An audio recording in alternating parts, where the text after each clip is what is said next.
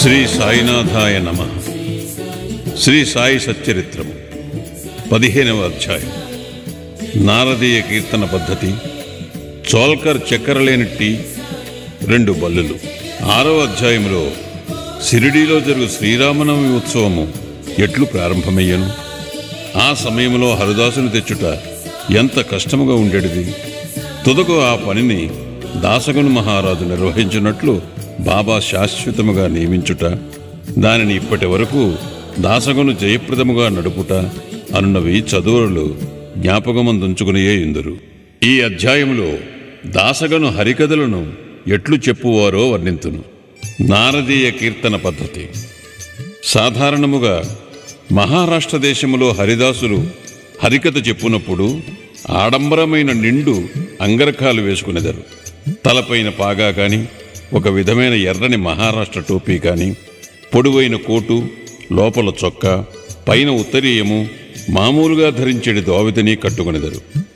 ఈ ప్రకారముగా దుస్తులు ధరించి షిరిడీలో హరికథ చెప్పుటకై దాసగును తయారయ్యాను. బాబా సెలవు పొందుటకై మసీదుకు పోయాను. బాబా అతనితో, ఏమోయి పెండు కొడక, ఇంత చక్కగా ముస్తాబై ఎక్కడికి పోవుచున్నావు అనను. హరికథ చెప్పుటకు పోవుచున్నానని దాసగను జవాబిచ్చాను. అప్పుడు బాబా ఇట్లా నేను, దానికి ఈ దుస్తులన్నీ ఎందుకు? కోటు, కండువా, టోపీ మొదలుగునవి ముందర వెంటనే తీసి పారివేయుము. శరీరముపై ఈ అలంకారాలన్నీ ఎందుకు? వెంటనే దాసగను వాటినన్నిటినీ తీసి బాబా పాదముల వద్ద నుంచాను. అప్పటి నుండి హరికథ చెప్పున్నప్పుడు వానిని దాసగను ఎన్నడూ ధరించలేదు. నడుము మొదలు తల వరకు ఏమీ వేసుకునేవాడు కాదు. చేతిలో చిరుతలు, మెడలో పూలమాల మాత్రమే ధరించేవాడు. ఇది మహారాష్ట్ర దేశములో తక్కిన హరిదాసులు అవలంబించు పద్ధతికి వ్యతిరేకము. నారద మహర్షియే హరికథలు ప్రారంభించినవారు. వారు తలపైన, శరీరముపైన ఏమీ తొడిగేవారు కాదు. చేతి యందు వీణను ధరించి ఒక చోటు నుంచి ఇంకొక చోటికి హరినామ సంకీర్తన చేయుచూ పోవువారు. చోల్కర్ చక్కెరలేని తేనీరు. పూనా, అహ్మద్నగర్ జిల్లాలలో బాబాను గూర్చి అందరికీ తెలియను గాని నానాసాహెబ్ చాందోర్కర్ ఉపన్యాసముల వల్లను, దాసగును హరికథల వల్లను బాబా పేరు కొంకణ దేశమంతయూ ప్రాకెను. నిజముగా దాసగును తన చక్కని హరికథల వల్ల బాబాను అనేకులకు పరిచయమునర్చాను. హరికథలు వినుటకు వచ్చిన వారికి అనేక రుజులుండును. కొందరు హరిదాసు గారి పాండిత్యమునకు సంతసించెదరు, కొందరికి వారి నటన, కొందరికి వారి పాటలు, కొందరికి హాస్యము, చమత్కారము, సంతసము కలుగుచేయును. కథాపూర్వమున దాసుగారు సంభాషించు వేదాంత విషయములు వినుటకు కొందరు, అసలు కథను వినుటకు కొందరు వచ్చెదరు. వచ్చిన వారిలో చాలా కొద్దిమందికి మాత్రమే భగవంతుని యందు గాని, యోగుల యందు కాని ప్రేమ విశ్వాసములు కలుగును. కానీ దాసగని యొక్క హరికథలు వినవారల మనస్సులపై కలుగు ప్రభావము అతి సమ్మోహనకరముగా నుండెను. ఇచ్చట ఒక ఉదాహరణమునిచ్చెదను. ఠానాలో ఉన్న కౌపీనేశ్వరాలయములో ఒకనాడు దాసగన్ మహారాజు హరికథ చెప్పుచు సాయి మహిమను పాడుచుండెను. కథను వినుటకు వచ్చిన వారిలో చోల్కర్ ఎనునతడుండెను. అతడు పేదవాడు. ఠానా సివిల్ కోర్టులో గుమస్తాగా పనిచేయుచుండెను. అతడు దాసగను కీర్తన అతి శ్రద్ధగా వినెను. వాని మనస్సు కరిగెను. వెంటనే అక్కడికక్కడే మనస్సునందు బాబాను ధ్యానించి ఇట్లు బ్రొక్కుకొనెను. బాబా, నేను పేదవాడను.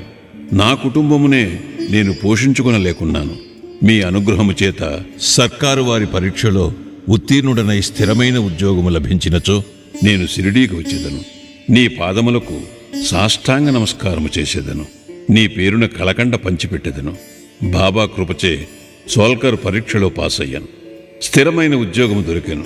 కనుక మొక్కు చెల్లించవలసిన బాధ్యత ఎంత త్వరగా తీర్చినచో అంత బాగుండుననుకున్నాను.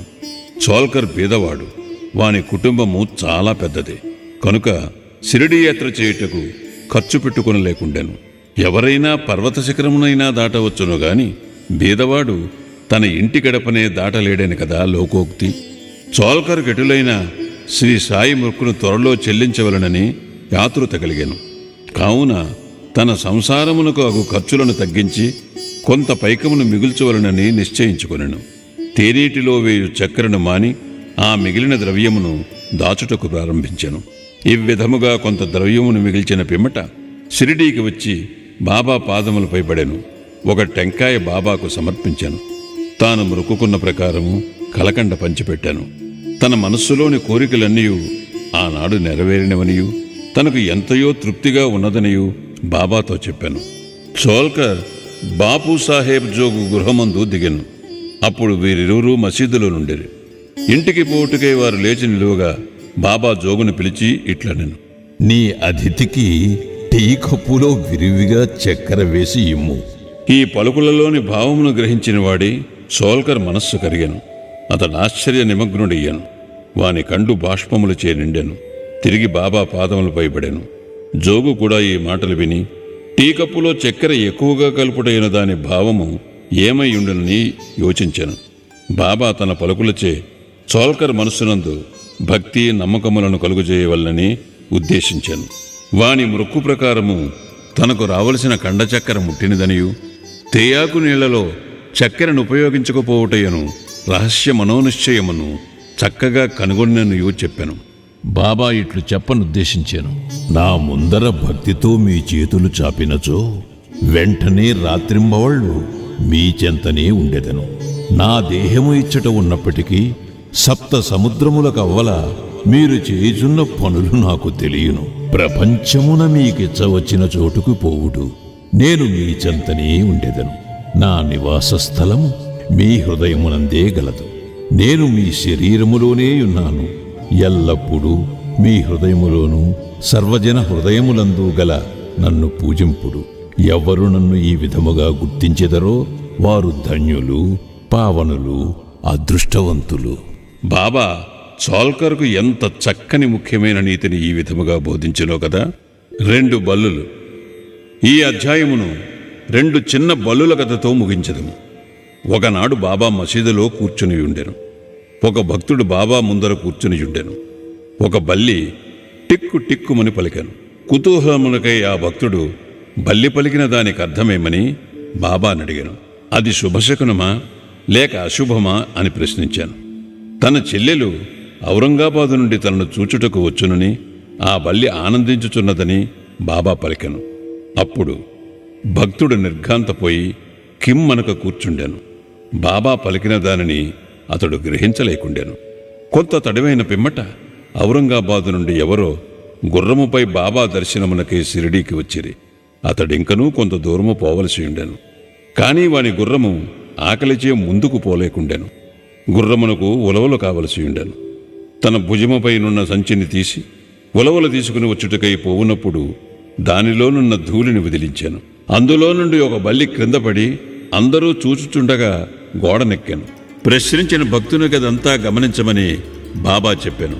వెంటనే ఆ బల్లి తన సోదరి వద్దకు సంతోషముతో పోయాను. చాలా కాలము పిమ్మట అక్కచెల్లెండ్రు కలుసుకునేరి. ఒకరినొకరు కౌగిలించుకుని ముద్దిడుకునేరి. గుండ్రముగా తిరుగుచూ అధిక ప్రేమతో ఆడిరి. షిరిడీ ఎక్కడ, ఔరంగాబాద్ ఎక్కడ?